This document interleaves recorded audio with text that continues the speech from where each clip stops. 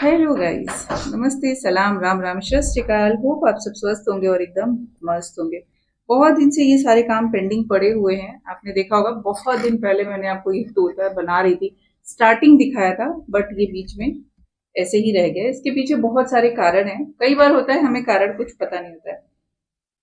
कल है रामनवमी, और रामनवमी के खास अवसर पर मैंने सोचा कि चलो एक छोटी सी कहानी है जो मैं आप लोगों के साथ शेयर करती हूँ। पहले सोचा था लाइव आती हूँ, फिर लाइव हो नहीं पाएगा शायद अभी, पॉसिबल बीच में कट करना पड़ता है, तो देखती हूँ कितना वीडियो रिकॉर्ड होती है। देखिए मैंने कितना सारा जुगाड़ किया है। जीवन में जुगाड़ बहुत इंपॉर्टेंट है। और ये लो, क्या हुआ यहाँ पर, ये धागा आ गया इधर, अंदर से निकालना पड़ेगा। अभी तो ठीक है, स्टिचिंग कंप्लीट नहीं हुई है तो हम इधर उधर से कर लेते हैं। बट एक बार स्टिचिंग हो जाती है और फिर उसमें कुछ गलती हो जाती है ना, तो उसको करना थोड़ा सा डिफिकल्ट होता है। ये बात है वनवास के टाइम की, जब भगवान श्री राम अपने भाई लक्ष्मण और माता सीता के साथ वनवास को जा रहे थे। तो हुआ यूं कि उनके पैर में एक कांटा चुभ गया। तो माता सीता ने देखा तो उन्होंने बोला, प्रभु आपके पैर से ना बहुत लहू निकल रहा है, रक्त निकल रहा है, तो मैं इस कांटे को निकाल देती हूँ। भगवान श्री राम ने उनको मना कर दिया कि नहीं, एक बार जो मेरी शरण में आ गया मैं उसको अपना लेता हूँ। तो सीधी सी सिंपल सी बात है कि जो एक बार भगवान की शरण में चला गया, जब प्रभु उस कांटे को नहीं छोड़ रहे हैं, उसको भी उन्होंने अपना लिया, तो फिर हम क्या हैं। तो कोशिश करिए कि जीवन में ऐसे बने रहिए कि प्रभु हमको अपना लें और प्रभु की शरण में हम लोग जाएं। और ये पता है, ये सारी बातें हम लोग को धीरे धीरे समझ में आती हैं। और ऐसा नहीं कि हम अपना डेली का लाइफ का छोड़ के, मैं ये बात क्यों कह रही हूँ, क्योंकि बहुत लोगों, बहुत सारी चीजें ऐसे होता है ना कि लोग ताना मारते हैं। ताना मारने की बात नहीं है, ताना क्यों मारते हैं लोग, उस ताने में भी आप पॉजिटिविटी देखिए, उस चीजों को भी सोचिए कि कितनी अच्छी बात है ना, कि अगर हम भगवान की शरण में हैं तो लोग हमको देख रहे हैं और उसके बाद वो अपने विचार प्रकट कर रहे हैं। शायद आज नहीं तो कल उनके विचार भी बदल जाते हैं। कुछ तो चीजें होती ना, आप जब अपने आप में बिजी होते हैं, आपका ध्यान कहीं पर होता है, तो लोगों को ऐसा लगता है कि उनको इग्नोर किया जा रहा है। वो सही चीजें समझ ही नहीं पाते, और आप कितना भी एक्सप्लेन करो ना, उनको कुछ पता ही नहीं होता है, क्योंकि वो समझना ही नहीं चाहते। अगर कोई इंसान आपको समझता है ना, तो फिर वो आपसे कंप्लेन नहीं करेगा। आप जैसे होते हो वो आपको वैसे ही एक्सेप्ट करता है। अगर आप कह रहे हो कि आपके पास काम है, आप बिजी हो, आप कुछ कर रहे हो, तो वो समझेगा कि आप कुछ कर रहे हो। लेकिन जिसको आपको समझना ही नहीं है, उसके लिए तो फिर आप हमेशा ही गलत ही रहोगे। आपको वो गलत ही नजरिए से देखेगा, सोचेगा आप। तो ये जो सारी चीजें है ना, ये विचार उसके हैं, ये विचार हमारे नहीं है। हमारे घर परिवार रिश्तेदारी सभी जगह आपको ऐसे लोग देखने को मिल जाएंगे आसपास, कि उनको लगता है कि अगर कोई इंसान बिजी है, कोई अपना काम कर रहा है कुछ वक्त के लिए, कुछ होता है ना कि अब ये भी है कि हर समय तो कोई नहीं बिजी रह सकता है, तो थोड़ा बहुत तो समय निकालना ही पड़ता है अपनों के लिए। परंतु कभी कभी सिचुएशन ऐसी आ जाती है कि हम नहीं जान पाते कि वो कहाँ पर बिजी है, क्या कर रहा है, क्यों बिजी है, और जरूरी नहीं कि हर बात दुनिया को बताई जाए, ये भी होता है ना। तो लोग इससे बहुत परेशान हो जाते हैं। कई लोगों को यही तकलीफ रहती है कि अरे कोई हमको समझता ही नहीं है। तो कोई बात नहीं, जो आपको नहीं समझ रहा है ना, वो कभी नहीं समझेगा, आज नहीं तो कल भी नहीं वो समझेगा। तो ये उसकी, मुझे नहीं, इसको उल्टा करना पड़ेगा यार, एक मिनट, इसको उल्टा करती हूँ पहले, क्योंकि जितना ये हैवी होता जा रहा है, जितना इसमें मैंने सब स्टफिंग कर दी है कॉटन की इसकी, तो थोड़ा सा इसको करना मुश्किल हो रहा है। और अभी तो और हो जाएगा जब इसको ज्वाइन करना होगा। तो ऐसी कई सारी चीजें होती हैं जो हमको लगता है कि बड़ा आसान, मुझे लगा था बड़ा आसान होगा ये तो बैग बनाना, लेकिन है मुश्किल है, बट नामुमकिन नहीं है। कोशिश करती हूँ कि जो चीजें मुझे अच्छी लगती ना, एक तो मैं बना सकती हूँ, दूसरी चीज क्या है, जब मैंने इस बैग को देखा कि उसकी कॉस्ट इतनी ज्यादा है ना, तो मुझे लगा यार इसमें है क्या। मेरे पास तो इतनी सारी चीजें पड़ी हुई हैं बेकार बेकार सी, जिनको उठाऊंगी और फटाफट बना लूंगी। लेकिन शायद कहीं ना कहीं जो हैंडवर्क की चीजें होती है ना, उसमें एक मेहनत होती है, और वो मेहनत फिर दिखती है। हमको लगता है ना ऐसा कि नहीं, कुछ नहीं है इसमें, मुझे भी ऐसा लगा था, लेकिन मैं ये नहीं कह रही कि हमें ऐसा वैसा, बट हाँ कोशिश करनी चाहिए कि हम चीजों को देखें, समझें और उनको रिस्पेक्ट दें। जब हम एक दूसरे को रिस्पेक्ट देंगे ना, तभी हमें भी, मतलब अगर हम किसी को रिस्पेक्ट देते हैं तो बदले में हमें भी रिस्पेक्ट मिलती है। ये तो खैर दुनिया का हाल है, और दुनिया ऐसी ही है, चलती रहेगी कहानियां। तो भगवान की शरण में जाना है, प्रभु की शरण में जाना है, तो उसके लिए कुछ इफ बट नहीं है। और आप जो कर रहे हैं जीवन में, आपको लगता है आप सही है तो सही है। जब आप सत्य के मार्ग में चलते हैं ना, तो बहुत सारी चीजें, बहुत सारी बाधाएं आती हैं, बोलते हैं ऑब्स्टिकल्स। तो जब हम सही मार्ग में जाते हैं तो ऑब्स्टिकल्स बहुत सारे आते हैं, लेकिन हमें उस पर ध्यान ना देकर हमारा फोकस कहाँ होना चाहिए।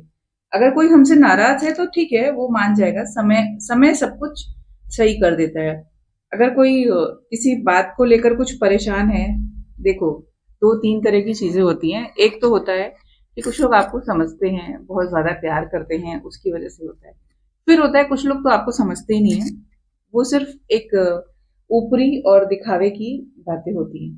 तो वो जो जिस तरह ऊपरी और दिखावे की जो बातें होती ना, उसके लिए आप थोड़े टाइम रुक जाया करिए, वो अपने आप स्पष्ट हो जाएंगी। ऐसे लोग आपके जीवन से अपने आप ही निकल के चले जाएंगे। आपको लगेगा कि शायद आपसे नाराज हैं लोग, आप समय नहीं दे रही है, बट उसमें भगवान की मर्जी होती है, और वो वही करते हैं जो आपकी लाइफ के लिए बेस्ट होता है। तो जिसको जाना है उसको तो आप रोक ही नहीं सकते हो, वो आपके बस में है ही नहीं। अगले को लगता है कि उसका ही सब कुछ सही है, और आपको कोई समझना ही नहीं चाहता है, और यही चीजें शायद वो भी समझ रहा हो। आपको मेरी बात समझ में आ रही हो तो अच्छी बात है, नहीं आ रही तो भी अच्छी बात है। हम्म। हम्म। आहा, अभी किया इसका सेटलमेंट। तो अभी इसका नेक भी मुझे ऐसे सिलना है पूरी तरह से, पता है, पूरा नेक पकड़ के ना इधर से। अबे भैया सुइया, इधर रखती हूँ सुई। तो ये पूरा नेक ऐसे सिलाई करनी है, और ये इसका ये यहाँ पर है, और ये आएगा यहाँ पर। सिलाई मशीन से किया, बट ये जब ये कॉटन अंदर फिल कर दिया, इसकी लेयर्स मोटी हो गई, तो फिर इस पे मशीन नहीं चल रही है। अब तो इसमें हैंडवर्क ही करना है, और ज्यादा करना है यार, बहुत ज्यादा काम है इसमें। ऐसा लग रहा था ना हो गया हो गया, मेरा बैग रेडी हो गया, बट नहीं। अभी आप देख सकते हैं यहाँ पर बहुत कुछ बचा है। अभी तो सिर्फ मैंने ना इसका ये किया है, और ये हैंडल इधर से निकलेगा, ना कि इधर से। तो ये थोड़ा सा मुझे से गड़बड़ हुआ है, लेकिन ऐसा गड़बड़ नहीं हुआ है कि वो सही ना हो सके। ये जो है ना बाहर से आएगा, कि यहाँ पर ये है जिप। तो ये जिप क्लोजर है, जहाँ से ये बंद हो जाएगा। और अभी यहाँ पर भी एक लेस की लेयर लगानी है। तो ऐसे बहुत सारी चीजें हैं। इसको मैं इधर से निकालती हूँ पहले। बापूजी धीरे चलना, प्यार में जरा संभलना।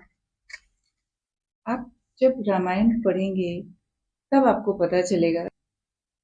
सब लोगों को लगता है ना माता कैकेयी बहुत बुरी, उन्होंने राम को वनवास भेजा, उनके वजह से राम वनवास हो गए, उनकी वजह से प्रजा को इतनी तकलीफ हुई, उनकी वजह से।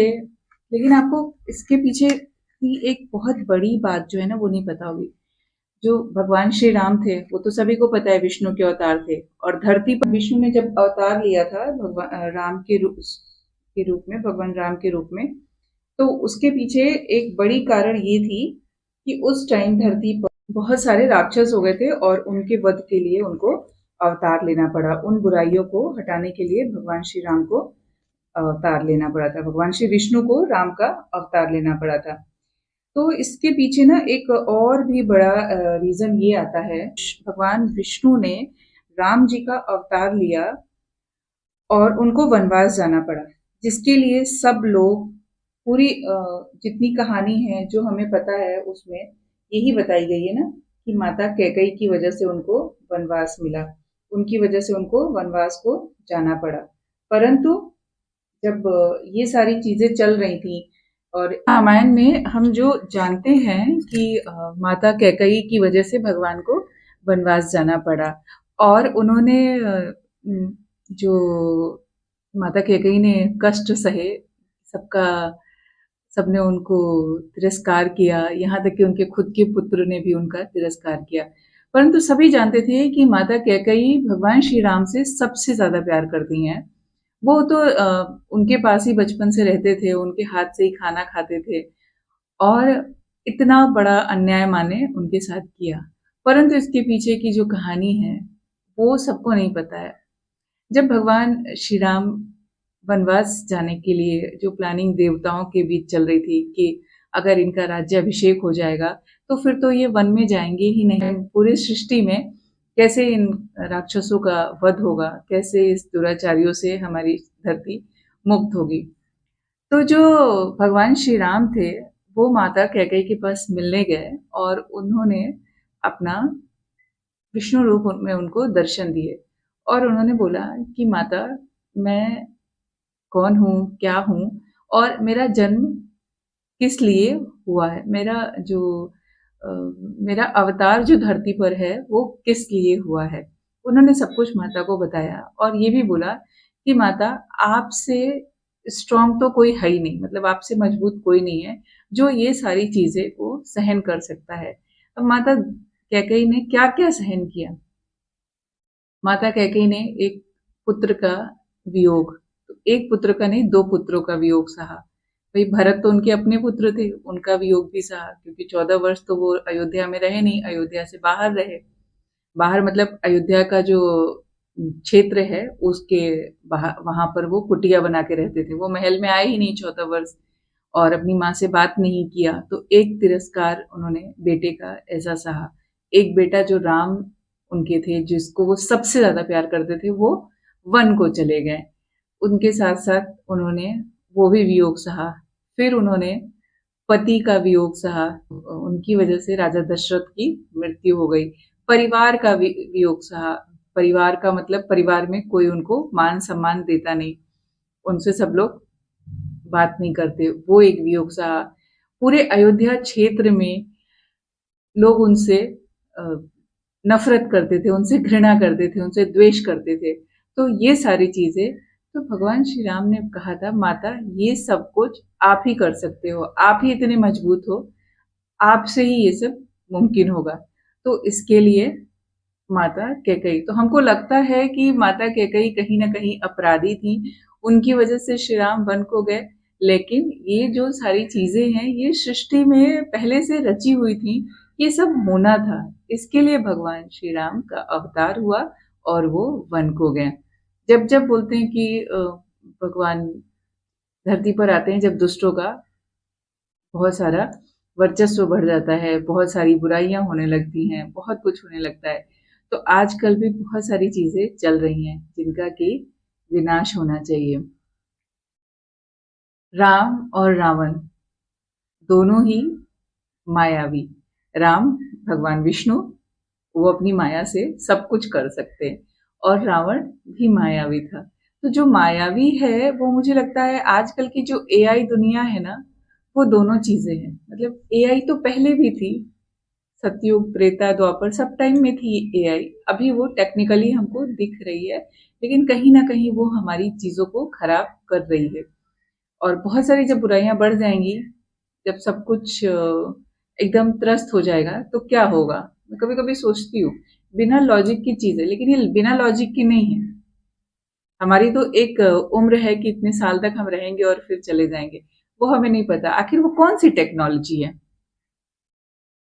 कभी सोचा है, जो लोग भगवान को नहीं मानते हैं, जो लोग किसी परम शक्ति को नहीं मानते हैं, जो सोचते नहीं कि ये सारी चीजें दुनिया में हैं, तो उनसे मुझे पूछना है कि आखिर क्यों ऐसा होता है कि हमारा जन्म मृत्यु निर्धारित है।